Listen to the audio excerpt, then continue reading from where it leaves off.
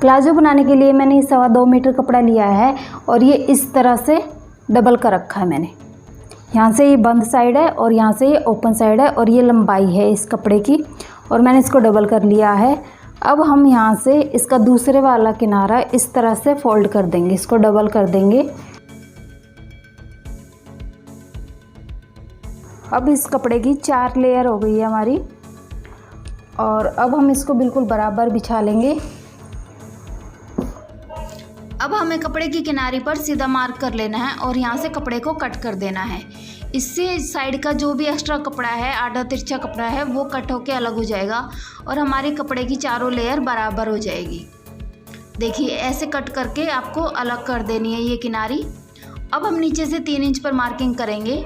ये हम प्लाजो के घेर को फोल्ड करने के लिए एक्स्ट्रा मार्जिन ले रहे हैं 3 इंच।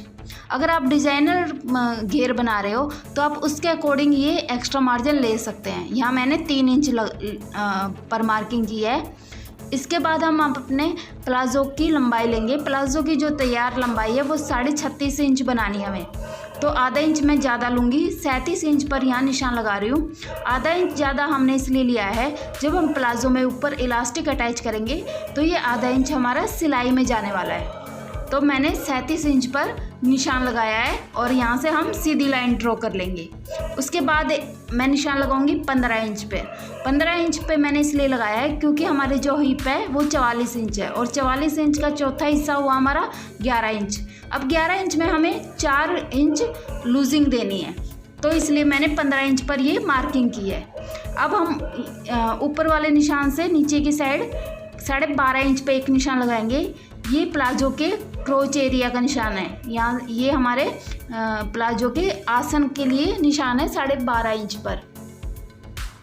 उसके बाद देखिए हम अपना जो प्लाजो है उसका जो फ्रंट पार्ट है उसे 1 इंच डाउन करेंगे और जो बैक पार्ट है उसे 1.5 इंच अप करेंगे, एक्स्ट्रा लेंगे। ठीक है, तो इन दोनों की फ्रंट पार्ट है प्लाजो का और बैक पार्ट, इन दोनों के बीच में जो गैप आ जाएगा सेंटर से वो आ जाएगा हमारा 2.5 इंच का।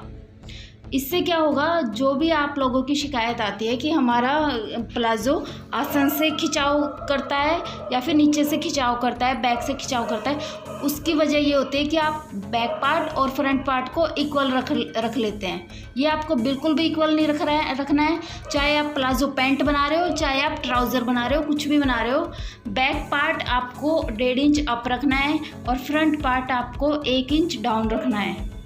उसके बाद हम इस निशान को इस तरह से मिला देंगे। अब हम यहाँ से 2.5 इंच पर एक मार्किंग करेंगे। ये हमारे प्लाजो में मियानी का निशान होगा। मियानी के लिए मैं यहाँ 2.5 इंच पे निशान लगा रही हूँ और अब हम अपनी मियानी को शेप दे देंगे इस तरह से राउंड। ये देखिए ऐसे गोलाई में शेप दे देनी है। इसके बाद हम अपने प्लाजो का टोटल घेर नाप लेंगे। ये है 18 इंच। 18 इंच चौड़ाई है हमारे प्लाजो की। अब 18 इंच का हाफ हो जाएगा हमारा 9 इंच। ये देखिए 9 इंच। तो हम नीचे से जब हम घेर बनाएंगे तो उसके लिए सबसे पहले हम सेंटर बना लेंगे 9 इंच। 9 इंच पे मार्किंग करेंगे, ये हमारे घेर का सेंटर होगा। अब 9 इंच हम इधर मार्किंग कर लेंगे इस तरह से। ये हमारे सेंटर है घेर के लिए। यहीं से हम अपने घेर की जो चौड़ाई है वो रखेंगे। तो घेर की जो चौड़ाई लेनी है वो मैं 11 इंच तैयार रखनी है और 1 इंच उसमें हमें मार्जिन लेना है सिलाई के लिए। तो 12 इंच हमें कपड़ा कट करना है।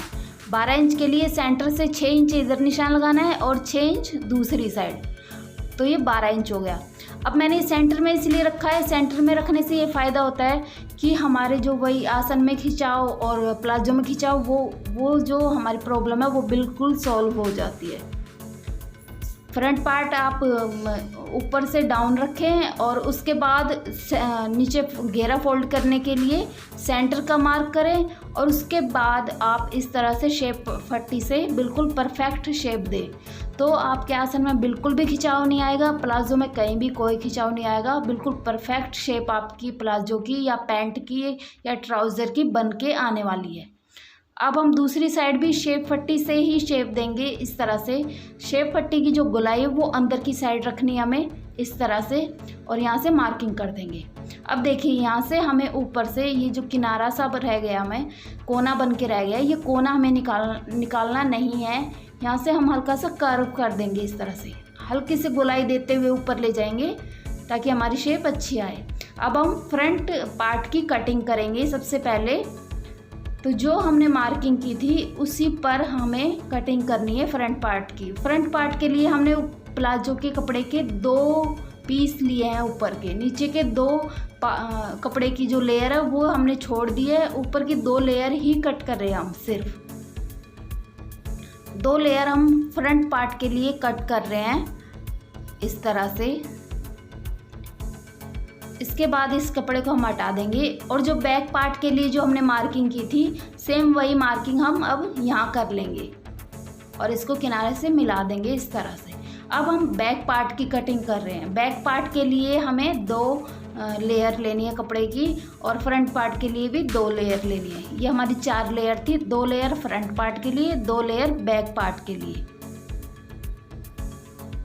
अब हम बिल्कुल इसी शेप में जो नीचे वाला प्लाजो का पार्ट है उसे भी कट कर देंगे इस तरह से, ऐसे कट कर देना है। अब हम यहाँ से भी पहले हल्की सी गोलाई देंगे ऊपर से और फिर इसी शेप में ऐसे कट कर देंगे।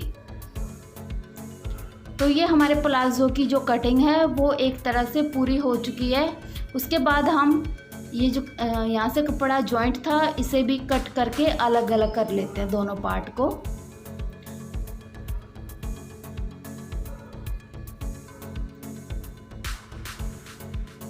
अब देखिए यहाँ किनारे पर हम कटिंग कर देंगे, इस तरह से कट लगा देंगे छोटे छोटे। और अब हम इसे सिलना स्टार्ट करते हैं। तो सबसे पहले हमें जो सिलाई करनी है वो हमें फ्रंट पार्ट के दोनों कपड़े लेने हैं और इनके आसन को स्टिच करना है। उसके बाद बैक पार्ट के दोनों कपड़े लेने हैं और इसके आसन पे सिलाई लगानी है। आसन की सिलाई इस तरह से लगानी है आपको, आसन की ही नहीं पूरे प्लाजो पे, या आपको सिलाई इस तरह से लगानी है कि मशीन की सुई और कपड़े की किनारी पर ऊपर से लेकर नीचे तक जहाँ तक आप सिलाई लगा रहे हो बिल्कुल बराबर गैप होना चाहिए। तो इससे आपकी सिलाई बिल्कुल परफेक्ट बन के आएगी। ये देखिए इस तरह से मैंने बैक पार्ट और फ्रंट पार्ट दोनों तैयार कर लिए हैं और दोनों की सीधी साइड हमें आमने सामने रखनी है इस तरह से अंदर की साइड, और इन दोनों को सेट कर लेना है। अब देखिए ऊपर से हमारा गैप आ रहा है बीच में से, लेकिन साइड में से हमारा कोई गैप नहीं आएगा, दोनों फैब्रिक बराबर आएंगे। और नीचे से जो आसन वाला है हमारा कपड़ा वो भी बिल्कुल बराबर आएगा। ठीक है, ऐसे हमारा बन के आने वाला है। अब हम यहाँ से सिलाई लगा के बैक पार्ट और फ्रंट पार्ट को जोड़ देंगे। ये मैंने सिलाई लगा दी है, बैक पार्ट और फ्रंट पार्ट को साइड में से भी जोड़ लिया है, आपको दिख रहा है ऐसे।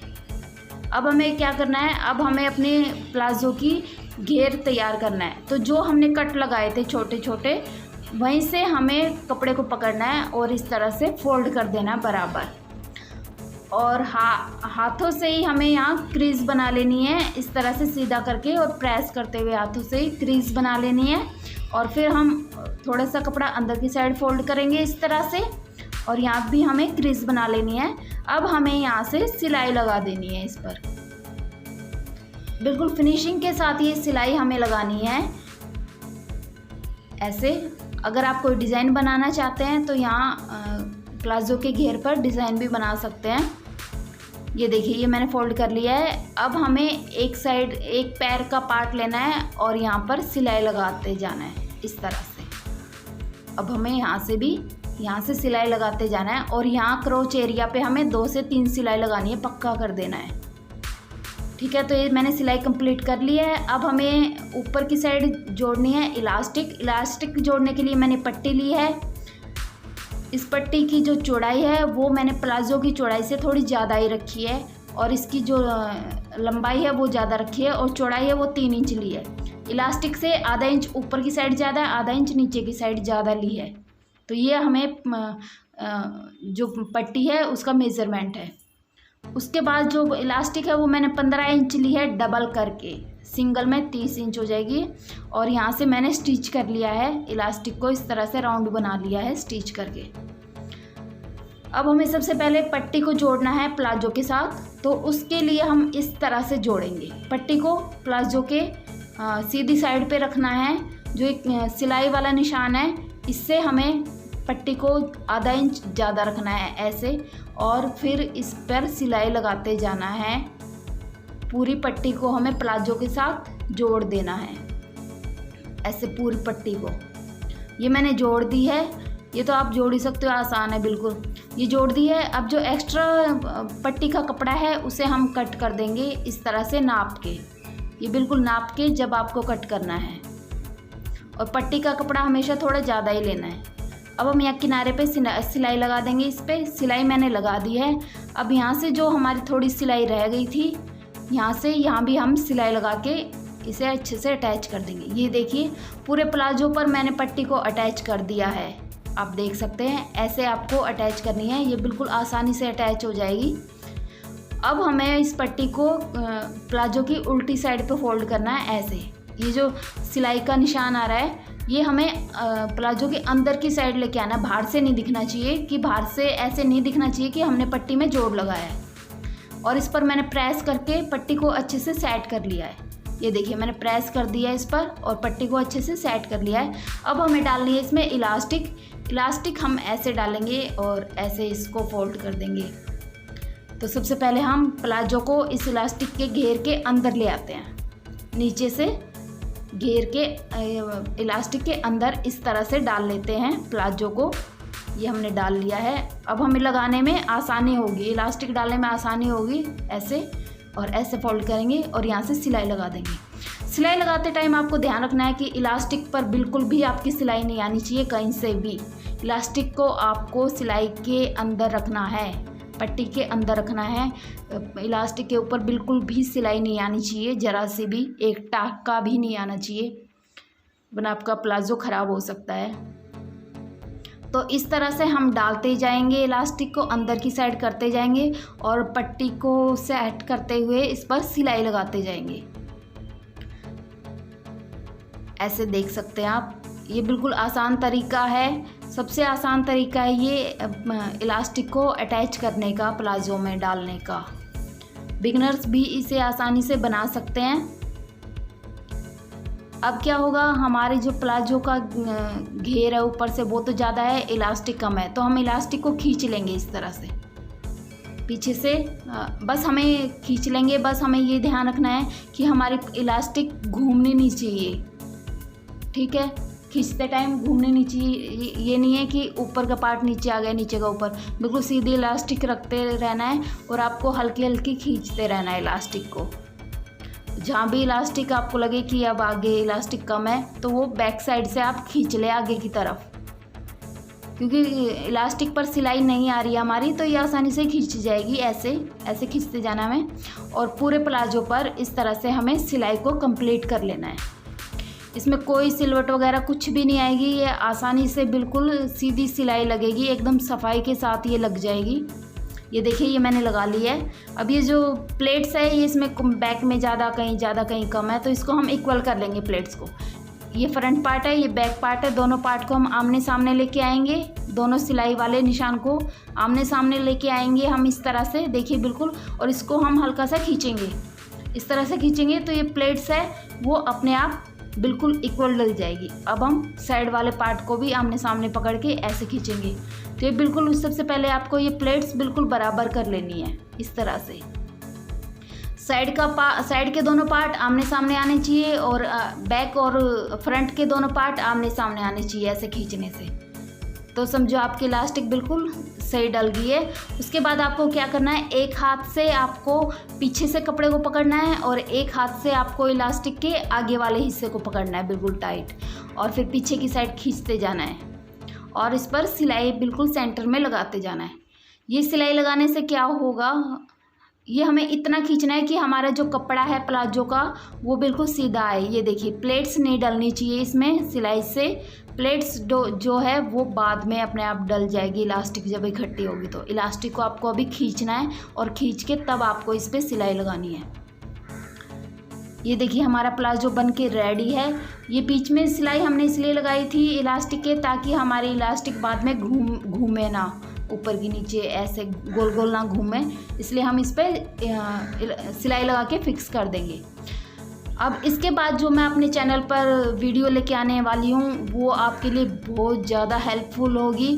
तो आप उस वीडियो को देखने के लिए पहले हमारे चैनल को सब्सक्राइब करें, बेल आइकन को ज़रूर प्रेस करें और इस वीडियो को ज़रूर लाइक करें।